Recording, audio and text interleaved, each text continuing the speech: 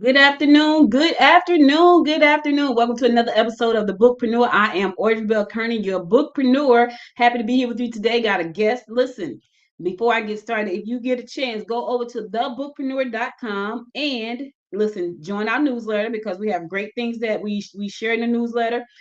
We are streaming live today on Amazon, LinkedIn, and YouTube. Got a great guest. We're going to be talking about her story, her journey, and I'm looking forward to this interview. Anytime I get to interview an author, I'm always happy, or business owner or entrepreneur. I'm always extremely happy about that. I was doing some math the other day, and I was trying to figure out, okay, how many episodes have you done? So for those of you who don't know, I am the owner of Noise Media Network, and I have a podcast network. So I did some numbers. I think I'm up to about 2,500 episodes across all of my platforms. And the thing is, I'm expecting to expand all of my shows in 2025. I did a show this morning. So I do a show called Good Morning Gwinnett, and I do it 4 days a week live. And not well live now, but come January it won't be live. Um, and I have done on that podcast alone, I think 1,135 episodes. So I was just doing some numbers. I just wanted to share it with you guys. But I get a chance to talk to other authors. I get a chance to talk to other business owners. And today, I'm talking to author now I'm gonna say Danielle because I didn't want to mess up the first name. So Danielle Anderson, she's the author of From Darkness to Light. And she has a unique story to tell. I talked to so many women who have gone through so much. As a matter of fact, there is a young lady who's in my bookpreneur community right now. She has written a book about her journey in an abusive relationship, and we're helping her get that book published. And so I meet so many amazing women who have come through so much. If you didn't get a chance to check out my episode with Dr. Crystal, God crap, it is Dr. Crystal. Go to YouTube, and her name escapes me right now, but it's Dr. Crystal. Go to the channel, my YouTube channel, The Bookpreneur, and look at that episode. She too has also gone through something, and her right now she is battling cancer while going through a divorce and a whole lot of other stuff. So check that episode out as well. And I get a chance to talk to amazing people who have gone through a lot. So I'm going to bring up Danielle Anderson. She is the author of From Darkness to Light. She's going to share her story, her journey with us, and what made her write the book. All right, let's bring her up. Good Good afternoon. afternoon. Danielle, I didn't know. Listen, it was my intention to ask you the pronunciation of your first name It's when I okay. checked in. I get that So a lot. pronounce that for me. It's What is it? Dameron. Dameron. I definitely would have been I definitely would have been wrong because I was going to say Dameron. Dameron. Okay. Yes. My So mom I'm so wanted glad something you unique. that's very unique. You know what's funny? My daughter, when I got one daughter, and when I was pregnant with her, I was going to name her Devonique Ariel. Her Right. dad was like, "That sounds like a cookie," and it's no. And I was like, but I think that's so unique. And he was like, no. So we named her Dominique Riel. So her name is Dominique. What's interesting, she has a daughter, and her daughter name is Carter. Oh, wow. Yeah. So her daughter name is Carter. And we've met another little girl named Carter, but she spells her name with a K. So it's Karter, and my baby is Carter. So I said to her, "You gonna name the baby Carter?" She's like, "Yeah." So her name is Carter. So very different, very, very Mhm. different. I want to say thank you to everybody that's watching right now. Thank you to everybody over on Amazon. I see you. Thank you so much. Danielle book is in the shopping cart as well as my book is in the shopping cart. Feel free to listen to this interview and pick up a copy of the book. Give it to somebody as a Christmas gift. Holidays are right around the corner. You may be looking for a great gift for someone. There are some books in the shopping cart right there. Pick up one and pass it on. So without further ado, let's get into this. So thank you so much. I see that you have a wonderful background. You are in culinary arts. Tell us a little bit about your background. Start from like you're growing up in Gastonia, moving to Greensboro. Growing up in Gastonia, was raised by a single mother. Um, and I think, well, I don't think, I know that our childhood a lot of times is what shifts us in the directions that we go in a lot of times. Mm-hmm. And seeing the things that my mom went through, I think because I was trying so hard not to go through the same things, it steered me in that direction. But I was so focused, on becoming an entertainer that got off track a lot because I'm very strong-willed. So when I get something in my mind, that's it. I'm going for it. So background music, I play keyboard, I play drums, a little bit with the guitar, flute. My mom kept us very busy. So as I grew into my teen years, I joined several different bands, singing with a lot of different bands. And that's what brought me to Greensboro, because there was a local show here called, oh my goodness, I can't think right now. It's been a long time ago, but that show brought me to Greensboro in hopes of becoming an entertainer, because I was also modeling, singing, as I said, playing in bands, anything to get noticed. That's what I was doing. So that kind of took me down some dark paths, because unfortunately, the entertainment world it can really eat you up. Mhm. Got pregnant at an early age, had a son 2 months before I graduated high school.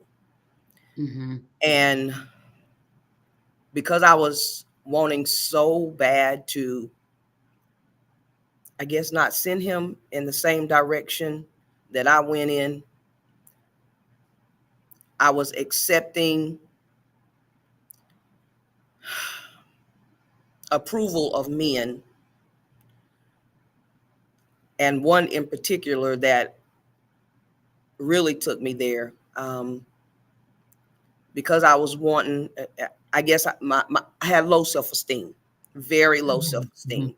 and wanting so bad for someone to love me, because my dad had walked out on my mom. They weren't married.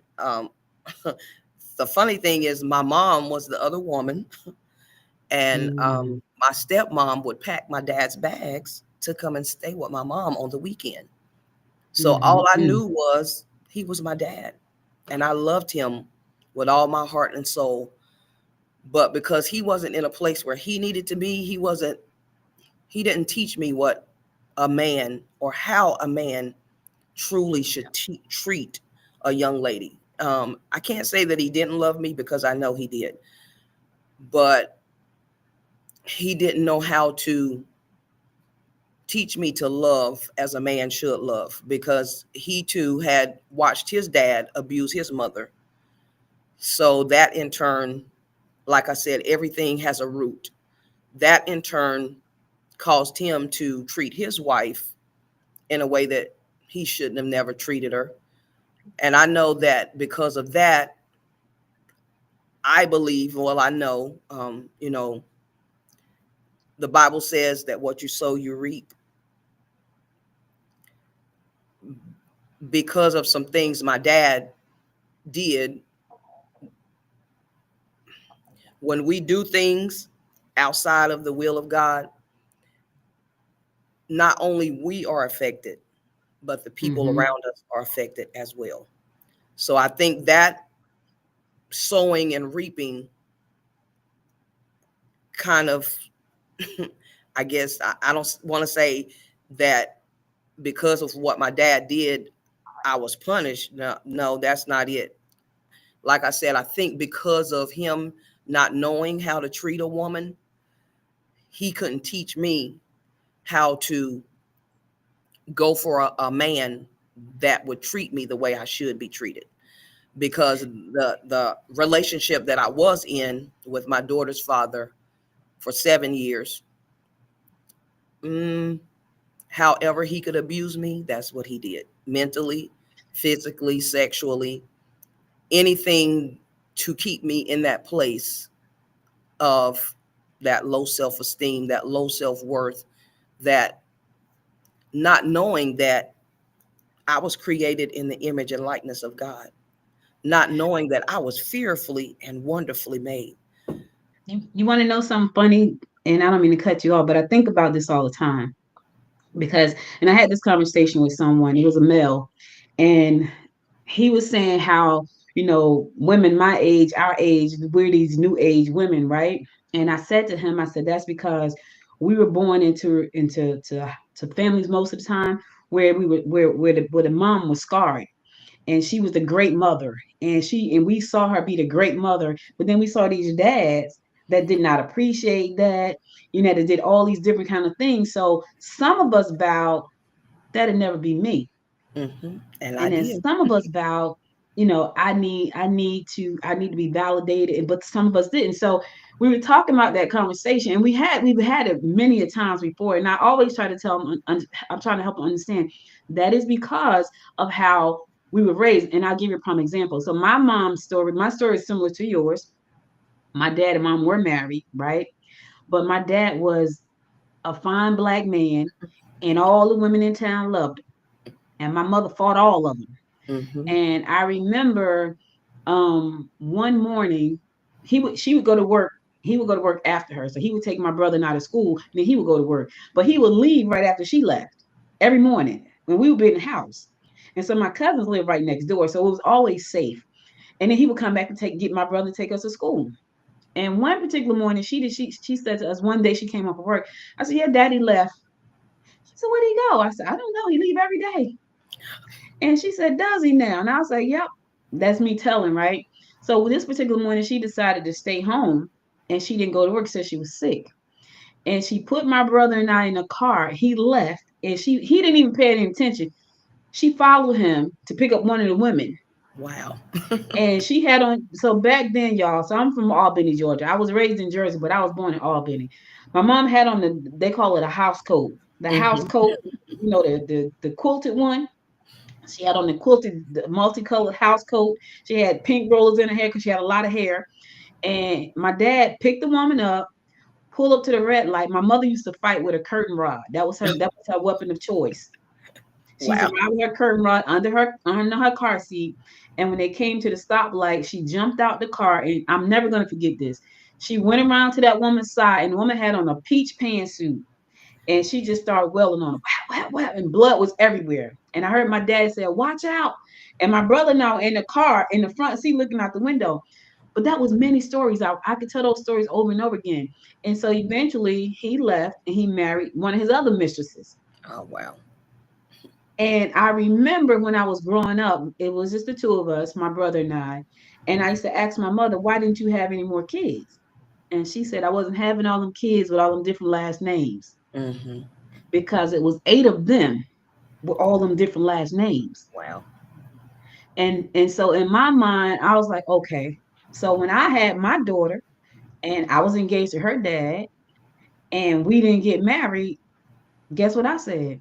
I'm not having all them kids with all them different last names. Because Mm-hmm. that's what I heard my mother say. I had heard my mother say that, and I was just like her. I'm not doing it. So it's amazing how our stories from our early childhood shape our lives. So apparently, your mom was the other woman, Mm-hmm. right? She What was. was that like at holiday time? Because I remember my dad staying out Christmas Eve, coming home Christmas Day, and then my mother had 6 brothers, so she was a fighter. And then they would fight. They would knock the Christmas tree over. He would tear up all our furniture. This was an ongoing thing. He'd take the hammer and break up all the furniture, and then the next day he'd buy us all new furniture. Oh, What was wow. your Christmas like, knowing that your dad had a wife? Mine had a mistress. I think because my stepmom allowed my dad to be a part of our life in spite of, Mm, I just thought it was normal. yeah. I thought that it was okay for him to go and spend time with my other brothers because my stepmom has 4 children by him and my mom has 3. So Mm, I thought it was normal. So when he gave his life to the Lord and let my mom know that he could no longer be in the relationship, it really destroyed my mom because my mom was mm, 10 years younger than him. He was the first man she'd ever been with. She met him right before she graduated high school. And I know now, you know, my mom became very bitter. She loved us. She did what she had to do to take care of us, but she became very bitter. Um, Never, as far as I can remember, never got into another relationship. Mm. And sorry, It's okay. Okay. that really took a toll on not just me, but my brother, my sister, because my sister grew up hating my dad. Mm. And I grew up because I was the oldest. All I wanted was my dad Mm-hmm. because I didn't understand why things had to change. Why couldn't he continue to do what he was doing? Why couldn't he still be over there with them, but still be with us too? So that took a toll. So when he was there, Christmas was good, but once he left, it was a struggle because most of the my friends I grew up with, they had both parents, happy homes as we think when we're Mm-hmm. looking from the Mm-hmm. outside. Mm-hmm. Mm-hmm. So I think because I wanted that so bad, I know now that a lot of my looking for love in all the wrong places, I know that really it took a toll on not just my life, but now I'm watching my daughter go through the same thing. And Mm. she now has 3 kids that not unfortunately, because I love my grandbabies with all my heart. But now I was a single mother, now I'm a single grandmother because I have custody of my 3 granddaughters because my daughter too now is looking for love in all the wrong places. So the pattern, yet once again, it's continuing, but I'm determined that it's not going to continue through my grandbabies. I'm going to Yeah. do whatever I have to do to make sure it doesn't. And you know that's interesting you say that because I think about, and it's so funny because like you, I wanted my dad's attention, right? And I remember he and I had a rocky relationship after they got a divorce. Now my brother and he, they were like when my dad passed, my brother was broken, and I'm sitting there like, what in the what, right? But my dad and I had a pretty rocky relationship after that because my mom, because I don't know if my brother remember, but I remember the fights and all that stuff. I remember that stuff, and I remember the women, and I remember all of that stuff. What was interesting about my mother, my brother looked like my dad, but my mother said I had all of his ways.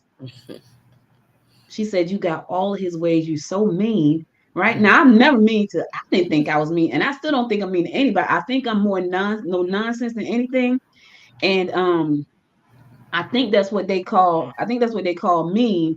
But I don't. I didn't consider myself mean, right? But she used to always say, you're mean," and I'm like, I'm not mean, And so my dad, my dad, my dad would call my brother and not call me for my birthday. My dad would call my brother and just talk to him, wouldn't call me. And I used to feel so bad about that. And I remember when Open Lunch on network, TD Jakes was on there, and I remember him talking about um being self-worth and not being enough. And I was like, so as I listened to him talk, it just kept it just kept like he's talking about me. He's talking about me. And so what I realized from that, and I want to know what happened to you, because my realization was a lot of who I am right now is because of who I was with my dad. And Mhm. I remember him saying not being enough. And so I've been an entrepreneur for 27 years. And at one point, everything I did, it could start out this tiny. And I would make it bigger and bigger and bigger. And it would just get bigger till I couldn't control it anymore. And by the time I couldn't control it, I didn't want to do it because it was overwhelming, it was too big. And that came from my dad. And I didn't even know I had daddy issues. Like, had you asked me, did I have daddy issues? I'm like, no, I don't got daddy issues. But I did. And it was me trying to be something for my dad to be proud of because I never felt like he was proud of me. But I feel like he loved the ground my brother, my middle brother. So he had another son with his second wife. He ain't like him either. So I felt like the baby and the oldest, he ain't like us, but I feel like he loved my brother. The best part about that was my brother and we're like this to this day. So even though my dad and I didn't have this great relationship, my brother and I have a wonderful relationship, and my mom was absolutely amazing. So when you look back in hindsight, is there something outside of, well, you say you were looking for love, right? When did you stop looking for love in all the wrong places, and what prompted you to write the book? When I stopped looking for love in all the wrong places, I grew up in the house with my grandmother. My mom always lived with my grandmother. She never moved out. My grandmother always taught us how to pray, Mm, always spoke of God and, and his awesomeness. And I remember one night, because I had been trying to leave my daughter's father for 7 years, like I said, me, within me.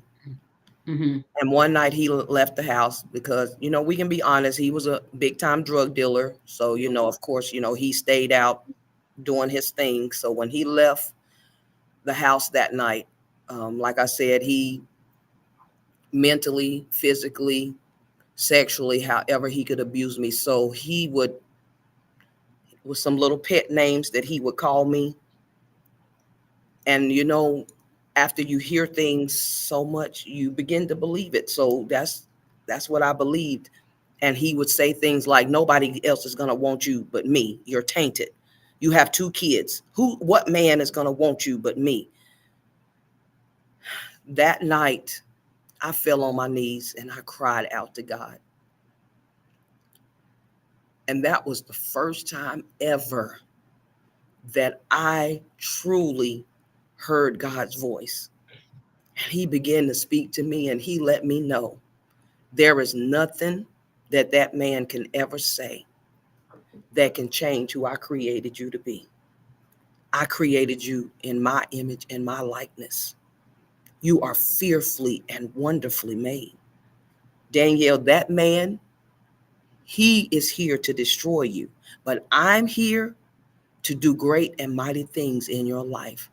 And man, when I say the light bulb came on, that night I cried from 9 o'clock that night until 6 o'clock that next morning because it was like, wow, God, in spite of all that I've done, you can still love me. In spite of, because, like I said, in his world, nobody could love, nobody would want me but him. Mm-hmm. But God still loved me, knowing the things that I had done, knowing the lifestyle that I had lived, he could still love me. That was amazing to me. And out of the blue, my sister called because I hadn't told my family members, because we don't want people to know. We don't want them to look at Yeah, our mates differently because we're yeah. still in those relationships. And out of the blue, my sister called and she said, I don't know what he's doing to you, but whatever it is, I've already made room in my house. You and my niece and my nephew are gonna come and stay with us. Okay. I hung up the phone with her. The next morning I went to work and he called me. And of course, because like I said, he was very abusive and he began to say some things on the phone to me. I finished work. I got home and I don't know if it was a rod. He threw something and hit me and knocked the breath out of me. And he walked out of the door and got in the car with his friends. I packed a bag, enough clothes for me and my two kids to have for a week. Called my sister, got in her car, never looked back after that day. Yeah. Never looked back. My mom has 8 brothers. She has 6 brothers, and her second baby brother was really close to my dad. Mm. And so, like you, she didn't tell anybody about the fights, but my cousins live right next door, like literally, like they could hear the fighting through the wall. And there was 13 of them, and they they hated it though, but they were younger. They were like my age and a little bit older. Nobody was old enough to fight my dad, and nobody said anything to my grandmother and my great grandmother and my uncles. But this one uncle, he knew, and they were really close. And I said to him, like probably 10 years ago, because he lives with me. I said to him, how could you be friends with him knowing he was fighting your sister? He said, well, she never asked for help, and I don't get in people's business. Mm. And I said, yeah, that really couldn't be my brother and I. Mm. Could not.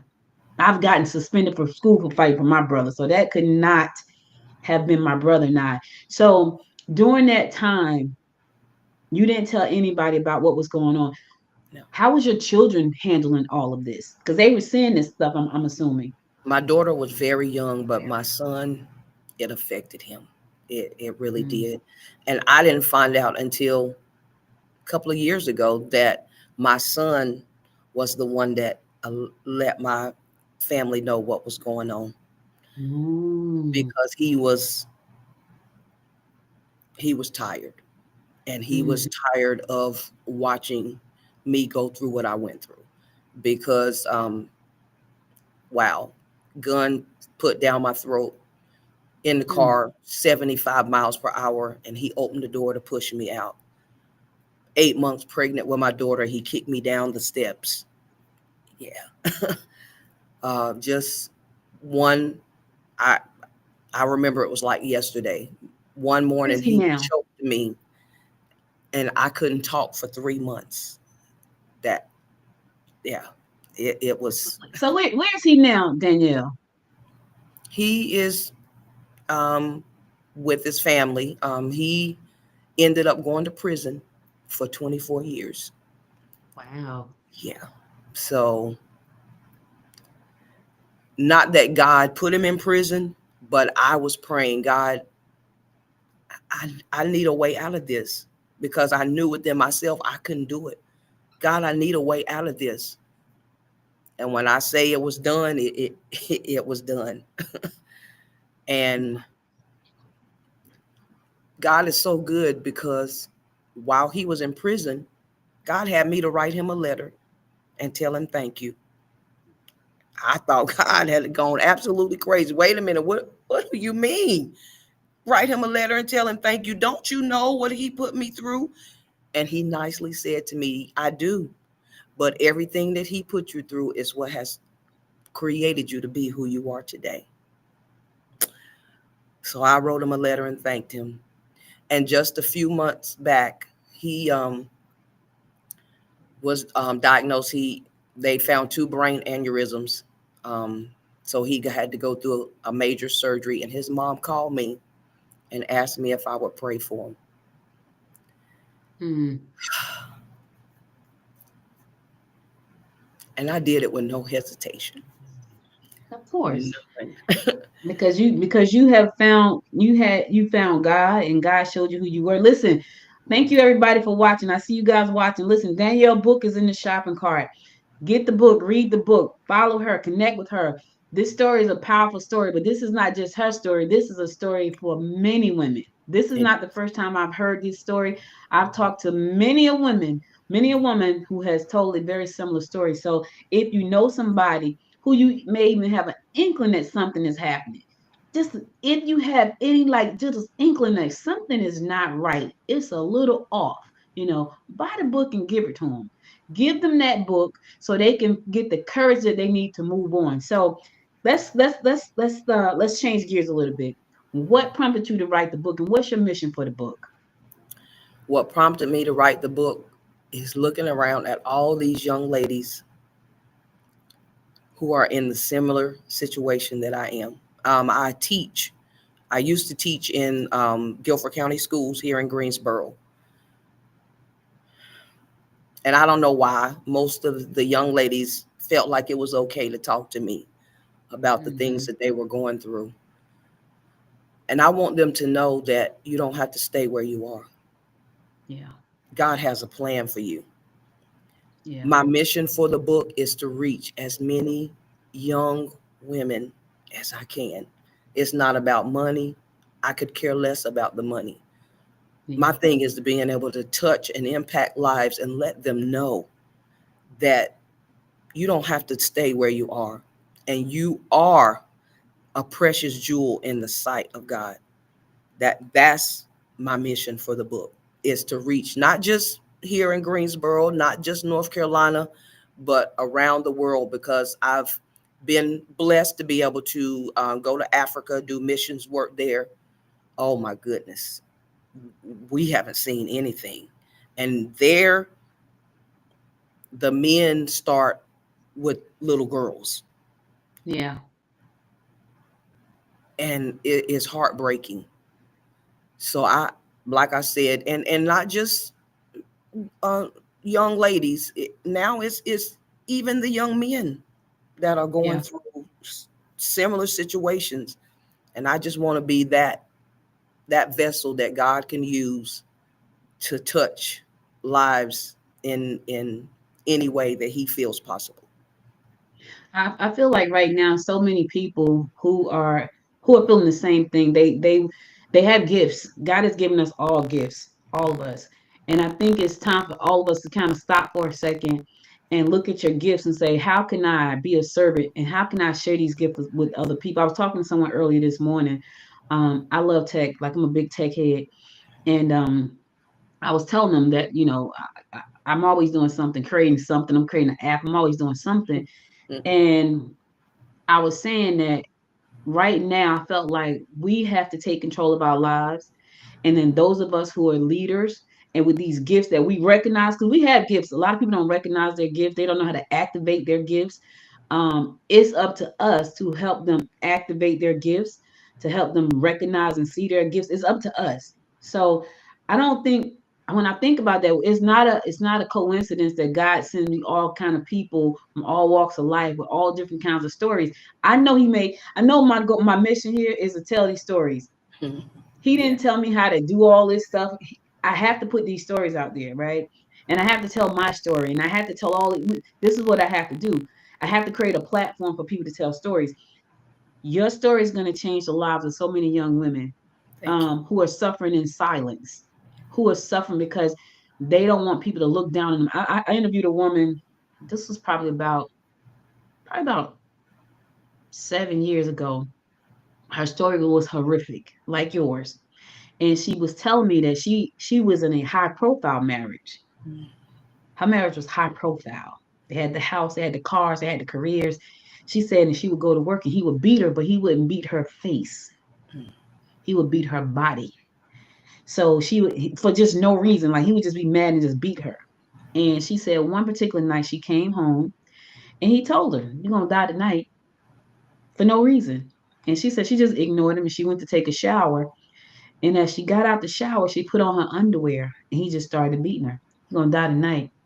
And she ran out the house, no top, just bottoms, to the neighbor's house next door. She was able to knock on the door before he dragged her back across the lawn. The neighbors came out and saved her life. And I said to her, "Why did you stay?" And she said, "Because I thought he would change, because he told me he would. I was embarrassed because we were high profile, you know." And so I was like, but see, my mind, I couldn't wrap my head around that because my mind said, and I would tell all the guys I dated, don't touch me. yeah. That would be the first thing. We'll be okay. Just don't ever touch me. Right. And I would say it just like that. And that's why they would call me, my mom would say, "You mean." Now my mom, I'm not mean, but I'm just really no nonsense. But for some reason, that stuck in my head. Just don't touch me. And we'll be just fine. And I thank God I've never had to go through what my mom went through. But there's some young woman who's going to see this show. There's some young woman who's going to see it, whether it be on Facebook, LinkedIn, or YouTube, or Amazon, where we're streaming right now. They're going to see this, and they're going to want to know, how do they move forward? What should they do next? What would you tell Wow. The first thing I would say is you got to leave. What happened, I think, that really hit a light bulb in me is I had a friend that didn't make it out. them? She didn't make it out. Yeah. And I think that's what really set off the light bulb.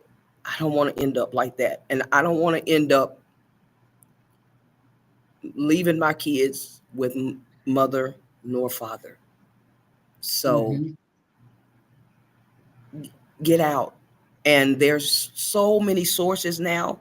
Um, of course, a couple of years ago, there wasn't as many sources and opportunities for us to walk away. But Mm-hmm. there's a lot of sources out there now that you can go to, local church, wherever, walk away. And if it's meant for you guys to be together, you let him get himself right. Because I often tell young women and young men, in order to be in a relationship, you have to be singly whole. And what does it mean? Because, I was asked, what does it mean to be singly whole? That means you got to know who you are before you can help somebody else find out who they That's are. right. That's right. So you have to be singly whole, and hurting people hurt people. So if Mm-hmm. you're already hurt and they're already hurt, you're going to keep hurting each other. So Yeah. you need to step back, and it's not even about love. It's about respecting and honoring the person that you're with. Because Yeah. I have learned that when you truly love someone, when it's coming from the heart, you don't want to hurt them in any kind of way. Yeah. In any kind of way. You do not want to see them hurt. And when you do, you're going to do whatever it takes to make sure that you get it right. Yeah. So become singly whole, walk away, step away. And if there's somebody for you, trust me, God is going to send them your way. There are a lot of resources out there. I used to work for this Jewish agency when I was around 20. My daughter was little, so I must have been around 27. And I remember it was a social agency. And I remember we had a hotline called Rachel. So all you had to do was call in and say, "Hello, this is Rachel." And I would say, "Hi, Rachel, where are you?" And she said, "I'm here, here, here." I said, "Okay, Rachel, someone will be right there to get you." That's how it went. And I would call Miss Mary. We lived in Jersey, but Miss Mary was from Mississippi. I called Miss Mary. Miss Mary, you got to go pick up Rachel, and this is where she is. She says, "Okay, I'm going to go to the grocery store first." So Miss Mary would go to the grocery store and stock the house with all kosher food because there was a house. Mm-hmm. And the house was in a beautiful so the house was in this town called Livingston. And in Jersey, if you live in Livingston, West Orange, Livingston, Montclair, that was the suburbs. House was in Livingston. Our office was in Florham Park, also the suburbs. Miss Mary would go to the grocery store. She'd go stock the house up with all kosher foods, and then she would go pick Rachel up. And Rachel would stay there until she can get herself together. Wow. She didn't have to pay a dime. She didn't have to buy any food. So she and the kids would stay there. So there are resources out there. You have to do a little bit of searching, but you also have to not be afraid. I've heard Yeah. a lot of people say that they stay because they can't afford to leave. Well, you really can't afford to stay if you want your life, as you just mentioned. So you have to think about that. If you have children, you have to think about their lives. You have to think about the harm that it's doing them. And it could go either way. You know, Yes. I saw what my dad did. He and my mother fought all the time. He would take the hammer, just he would beat up, he would tear up all the furniture in the house, which was the craziest thing. And I'm looking back like, why would he tear up the? He just to tear up all of our furniture, and then he'd go out and buy all new furniture. We kept new furniture because he did something like every other week. So we kept new furniture.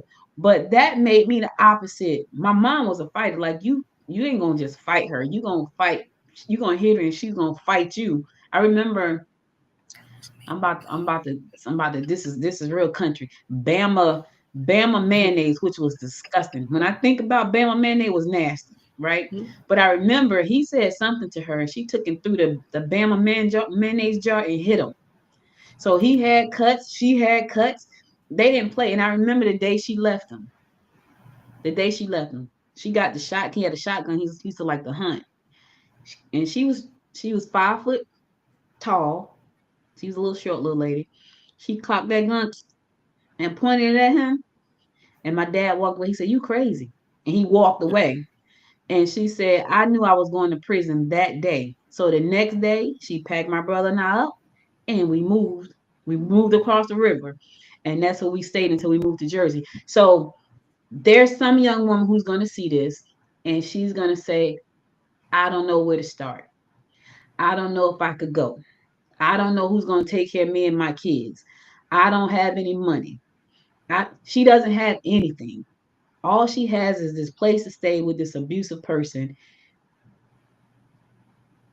How does your book have resources in it for them to That look for? that's what we're It working does. on now because Okay. my agent that we're trying to get all of that put into the book. Okay. Okay. All right. So listen, guys, the book is in the shopping cart. Thank you everybody for viewing, tuning in from LinkedIn, Amazon Live, and YouTube. Thank you for joining us. I see you. Get the book. If you know somebody who is in a bad relationship, please get the book and share it with them. Um, because this could be something that saved their lives. We can no longer, especially in the day and time we're about to go into, we Yeah. don't have control over anything that pertains Yeah. to us as women. Not for real. Um, get the book and share it with somebody before times get too bad, before they get totally out of hand. Why they know that there is still hope for me, because I feel a whole lot of hopelessness going on, coming on, and we all got to be praying for everybody. We got to be praying because there's a lot that's going to happen. There's a young lady right now. There's a young man right now who's trying to figure out life. They need your help. You didn't tune into this episode because you just happenstance. You tuned in because you were supposed to tune in. It wasn't just happenstance. It wasn't a coincidence. You tuned in to listen to Danielle's story because somebody, you're going to either run across them, they're going to come across your path. Somebody's going to come across your path, or you know somebody that needs that book. Get the book, share it with them. How can people reach out to you, ma'am? Facebook, YouTube, Instagram. I'm looking at my agent because I'm trying to remember everything.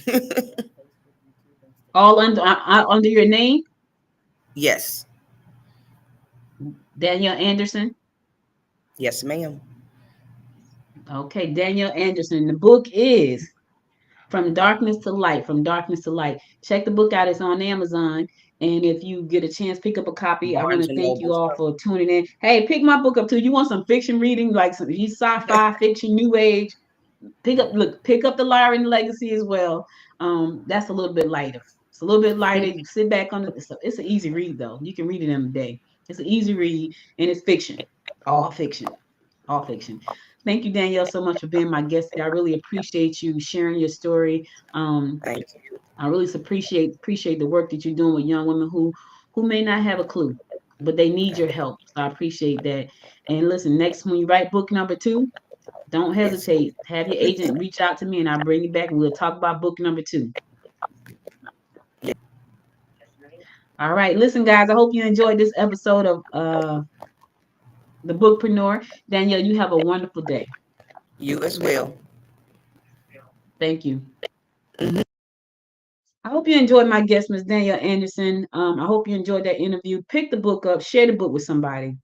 We're living in some tough times right now. And I kind of feel like they're going to get a little bit tougher for women.